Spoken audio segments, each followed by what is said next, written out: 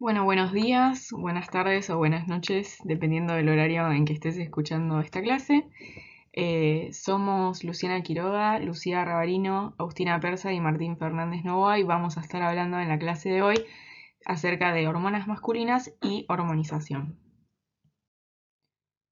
Acá podemos ver los contenidos de la clase de hoy, en donde en primer lugar vamos a repasar la fisiología masculina, en segundo lugar veremos a los agonistas androgénicos, luego a los antiandrógenos y por último hormonización en pacientes trans. Comenzamos entonces con la fisiología masculina. En primer lugar, vamos a comenzar repasando el eje sexual masculino. Como vieron en fisiología, el hipotálamo secreta GnRH, es decir, la hormona liberadora de gonadotropinas, la cual estimula a las células gonadotropas presentes en la adenohipófisis a liberar LH, es la que conocemos como hormona luteinizante. Y esta a su vez estimula la síntesis y liberación de testosterona por las células de Leydig que están presentes en los testículos, siendo este el principal andrógeno secretado. La testosterona genera a su vez un feedback negativo sobre el eje, inhibiendo la liberación de ambas hormonas, de LH como GnRH. Recordemos que también la secreción de estas hormonas, de GnRH y por ende la de LH, es una secreción pulsátil, que se da en pulsos que ocurren aproximadamente cada 2 horas. Es por esto que la secreción de testosterona también se da a pulsos y presenta un mayor pico diurno que se da cerca de las 8 de la mañana. En esta diapositiva podemos ver las vías de síntesis de testosterona y de los demás andrógenos. Estos poseen un precursor común que es el colesterol y a través del cual se pueden sintetizar andrógenos, ya sea por la vía de la pregnenolona o de la conversión de esta última a la progesterona. De todos estos precursores y nombres que ustedes ven, quiero que recuerden principalmente a los que más vamos a mencionar en esta clase, que son la androstenediona, la cual es considerada como un andrógeno débil, a la testosterona, siendo esta la principal hormona masculina, y a sus dos metabolitos activos, es decir, la dihidrotestosterona, que es catalizado por la enzima 5-alfa reductasa, y el estradiol, que lo cataliza la enzima aromatasa. Repasemos entonces los principales efectos fisiológicos de estas hormonas. Como dijimos, la testosterona es el principal andrógeno secretado y va a ejercer sus efectos a través del receptor de andrógenos, en los genitales internos, en el músculo esquelético, eritropoyesis y hueso. Como podemos ver, va a estimular la diferenciación masculina fetal a través de la diferenciación del conducto de Wolff en genitales internos, como por ejemplo el epidídimo, el conducto eferente, las vesículas seminales. Ya en la pubertad, en el músculo esquelético, genera un aumento de la masa y de la fuerza muscular. Y también parte de sus efectos son estimular la síntesis de eritropoyetina y el crecimiento óseo. Como vimos antes, a partir de la enzima 5-alfa reductasa, la testosterona se convierte en dihidrotestosterona, que es una hormona que tiene todavía más afinidad por el receptor de andrógenos. Y a través del mismo receptor, del receptor de andrógenos, va a estimular la diferenciación masculina de los genitales externos durante la etapa fetal y la maduración de estos genitales durante la pubertad, generando, por ejemplo, el crecimiento del pene, volviendo rugosa la piel del escroto, estimulando la secreción de líquido prostático, entre otros ejemplos. Gracias a que la dihidrotestosterona estimula el crecimiento de la próstata también, esta se va a asociar con una enfermedad prostática muy común en la adultez que se conoce como hiperplasia prostática benigna. Recuerden esta enfermedad, ya que esta hormona va a ser el blanco terapéutico para la misma. Y como parte también de los efectos de la misma, estimula el aumento de los folículos pilosos y de las glándulas sebáceas en la pubertad, aumentando la producción de sebo y por ende también de acné que caracterizan a esta etapa. Y por último, el estradiol, a partir de la enzima aromatasa, se une a los receptores estrogénicos y como principales efectos que se atribuyen a esta hormona en el hombre se encuentran en el hueso, estimulando el crecimiento óseo y generando el cierre de las epífisis óseas. También aumenta la libido. Pasamos entonces a la segunda parte de esta clase de hormonas masculinas, en donde vamos a ver a los agonistas androgénicos. Como podemos ver en esta diapositiva, tenemos la clasificación de los agonistas androgénicos. Y los andrógenos entonces se van a clasificar en naturales, en ésteres de testosterona, también conocidos como semisintéticos, y los sintéticos que son también los 17 alfa alquilados. Dentro de los naturales encontramos a la testosterona, a la dihidrotestosterona y androstenediona. De los ésteres de testosterona tenemos que conocer el propinoato, el enantato y el undecanoato de testosterona. Y los 17 alfa alquilados o sintéticos también se subclasifican en derivados androgénicos y anabolizantes. Dentro de los derivados androgénicos está el danazol y dentro de los anabolizantes la nandrolona y el estanozolol. Acá podemos ver las principales acciones farmacológicas de este grupo, en donde las podemos clasificar a su vez en virilizantes, anabolizantes y derivados de su conversión a estrógenos. También a modo de repaso, ya que están íntimamente relacionados con los efectos fisiológicos que vimos previamente. Entonces, dentro de las acciones virilizantes encontramos que ayudan a la diferenciación masculina de las vías urogenitales y su crecimiento, como también del desarrollo del sistema nervioso central neonatal y el desarrollo de los genitales en la puerta. Tienen también entonces acciones anabolizantes como el que llevan al aumento de la masa muscular, la retención de líquidos y por ende el aumento de peso, la mineralización ósea y el aumento de la eritropoyesis, y lo que vimos de estrógenos que llevan al cierre de las epífisis óseas y contribuyen al efecto anabolizante en el hueso. Bueno, ahora ya que vimos las acciones farmacológicas de este grupo, podemos ver sus indicaciones. Una de las principales indicaciones, como vemos, es el hipogonaísmo masculino, ya sea tanto el primario como el secundario.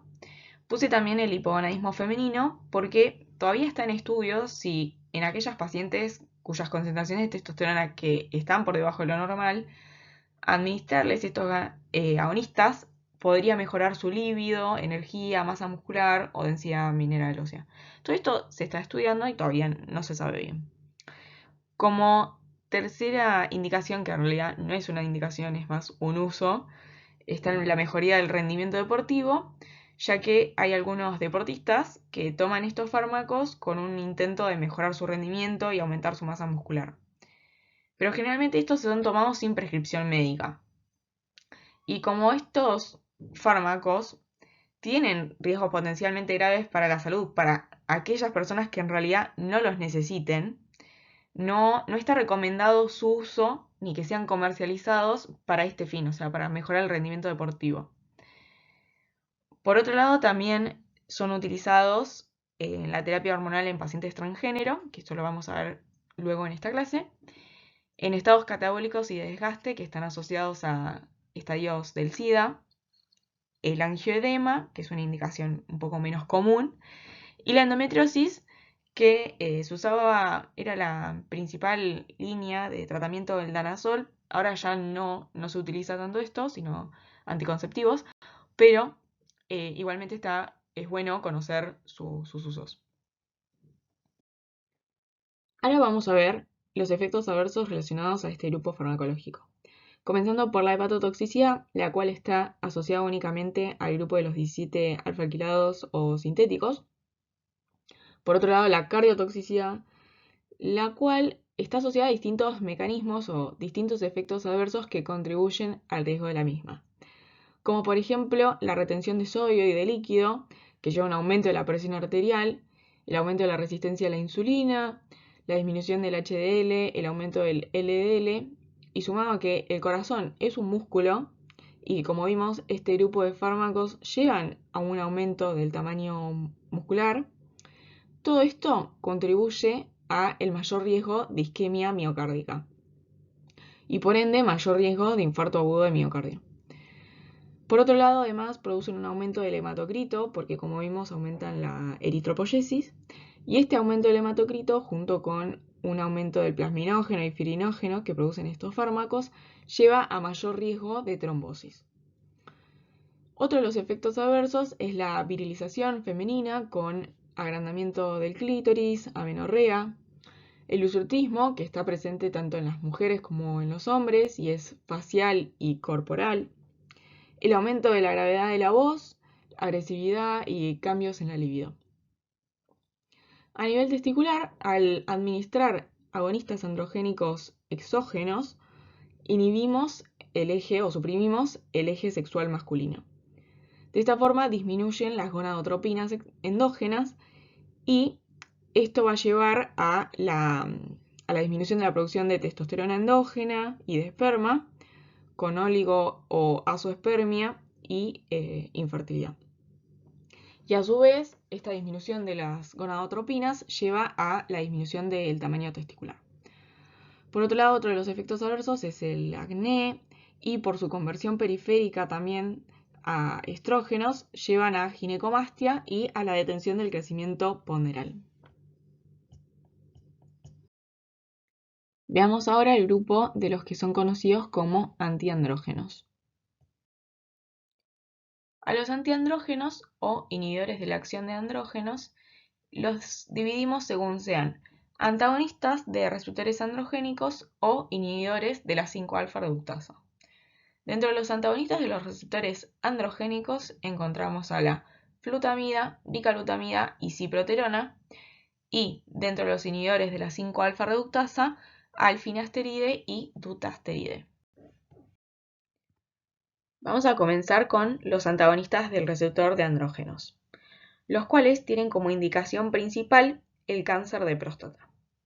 El cáncer de próstata es un tumor, una neoplasia maligna que es hormonodependiente. Esto quiere decir que a partir de una estimulación hormonal, que en este caso va a ser la de testosterona, las células tumorales crecen y aumenta el tamaño del tumor.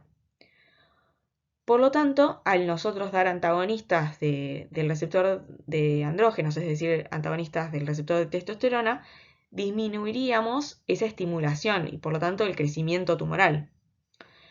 Lo que ocurre es que estos antagonistas competitivos no se administran solos para la terapéutica, para el tratamiento de este cáncer. ¿Por qué? Porque estos antagonistas de este receptor no solamente van a bloquear al receptor de testosterona que está en la próstata, sino también van a bloquear a los que están en el hipotálamo y la hipófisis.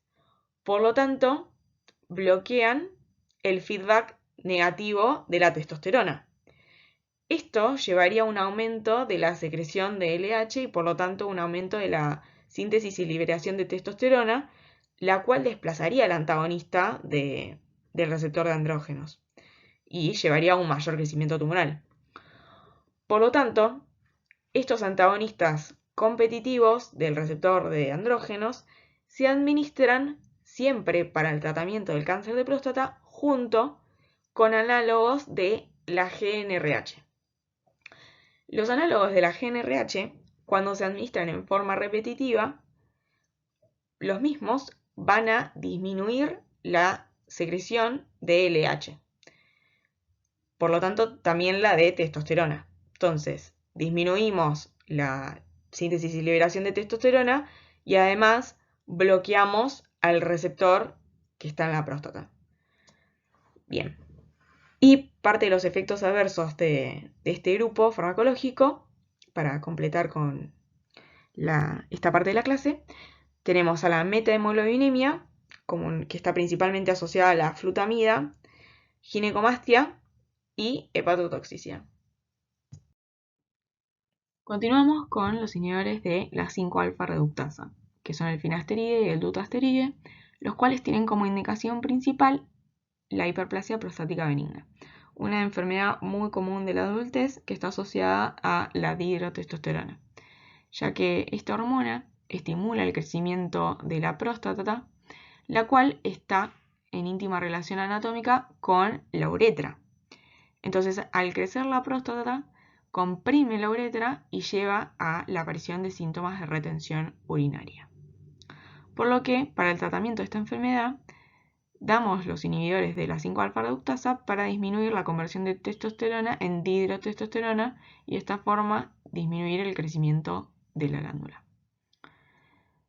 Para el tratamiento, además, se utilizan otro grupo de fármacos que nosotros vimos en esta cursada, que son los antagonistas del receptor alfa-1, los cuales se usan ya que disminuyen el tono del esfínter urinario, el esfínter ureteral, y de esta forma facilitan la micción y tratan los síntomas de retención. Para terminar, sumé los efectos de los inhibidores de la 5-alfa-reductasa, que son la disminución de la libido, la alteración de la eyaculación, disfunción sexual y ginecomastia, que limitan mucho el uso de los fármacos, de este grupo de fármacos, por los pacientes. Ahora vamos a ver a los inhibidores de la 5-alfa-reductasa, los cuales son el finasteride y el dutasteride, que tienen como indicación principal la hiperplasia prostática benigna. La misma es una enfermedad muy común de la adultez que está asociada a la dihidrotestosterona, ya que la misma estimula el crecimiento prostático y la próstata está en íntima relación anatómica con la uretra. Entonces, al haber un crecimiento prostático, lleva a la compresión de la uretra y a la aparición de síntomas de retención urinaria. Por lo tanto, se dan inhibidores de la 5-alfa-reductasa para disminuir la conversión de testosterona en dihidrotestosterona y de esta forma disminuir el crecimiento en la enfermedad. Sumado a estos inhibidores, para el tratamiento se utilizan otro grupo de fármacos que vimos en esta cursada, que son los antagonistas del receptor alfa-1, como por ejemplo la tamsulosina. Estos se administran ya que disminuyen el tono del esfínter urinario y de esta forma se tratan también los síntomas. Para completar esta clase, sumé los efectos adversos de los inhibidores, los cuales limitan mucho el uso de estos fármacos por parte de los pacientes, ya que llevan a la disminución de la libido, la alteración de la eyaculación, llevan a disfunción sexual y ginecomastia.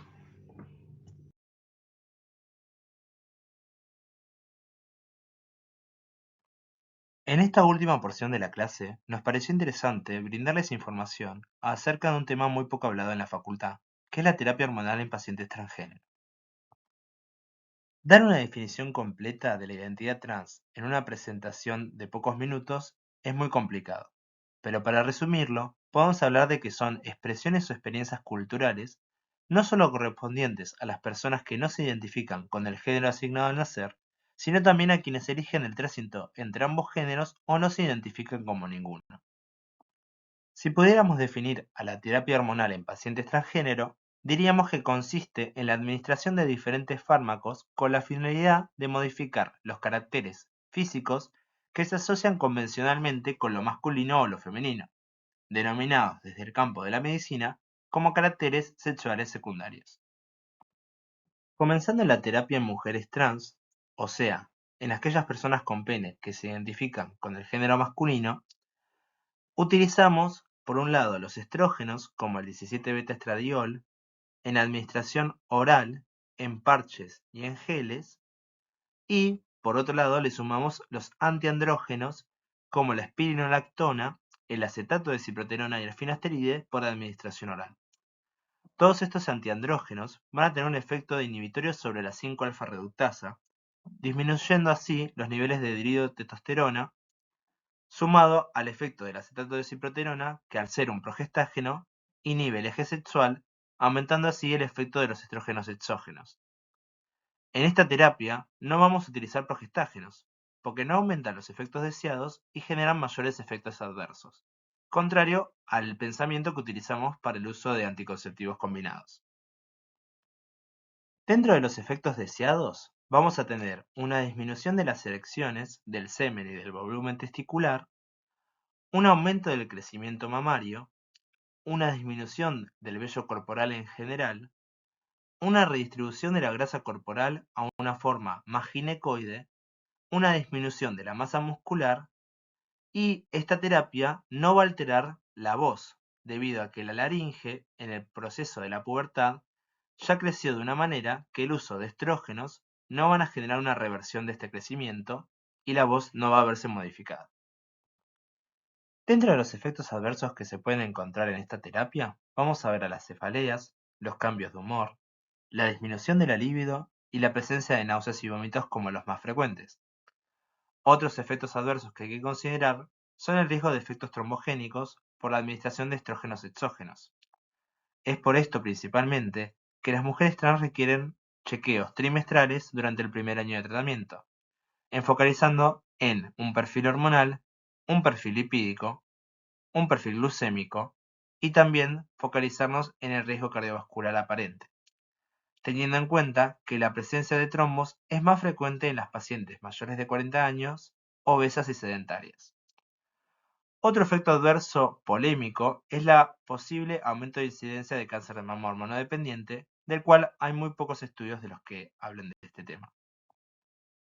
Pasando ahora a la terapia en los varones trans, o sea, en aquellos individuos con vulva y vagina que se identifican con el género masculino, las drogas que utilizamos son, por un lado, tenemos la opción de la testosterona al 1% en producción en geles, o podemos utilizar ésteres de testosterona en formas de enantato, un decanoato o cipionato por administración intramuscular en general mensual o trimestral. En esta terapia no vamos a utilizar derivados alquilados de la testosterona porque, como vimos anteriormente, son más hepatotóxicos y cardiotóxicos. Dentro de los efectos asociados de esta terapéutica vamos a encontrar la presencia de amenorrea, atrofia vaginal y crecimiento clitoriano, el crecimiento del vello corporal, la redistribución de la grasa a una forma más androide, el aumento de la masa muscular, y como estos pacientes no estuvieron previamente expuestos a la dihidrotestosterona durante la adolescencia, su laringe no va a haber producido el efecto de crecimiento como produjo en las mujeres trans, razón por la cual la administración de testosterona exógena va a generar un agravamiento de la voz por engrosamiento de las cuerdas vocales, como se ve en el video adjunto en la próxima diapositiva. Hi, my name's Kate Spada, and this is my voice one day on T.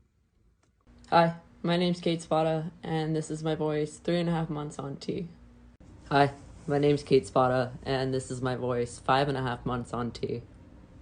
Hi, my name's Kate Spada, and this is my voice 10 months on T. Los efectos adversos de esta terapia vamos a tener a las cefaleas, al acné, el aumento de peso y el aumento de la tensión arterial como los más frecuentes. Otros efectos adversos que pueden verse son la poliglobulia y el aumento de un perfil heterogénico con el aumento del LDL y la reducción del HDL. Estos pacientes también van a requerir un chequeo trimestral durante el primer año, con focalización en un perfil hormonal, un perfil lipídico principalmente y el perfil glucémico, para asegurarnos de que no haya efectos adversos más severos. Para finalizar con la clase, les damos las gracias por la atención y les dejamos la bibliografía utilizada. Muchas gracias.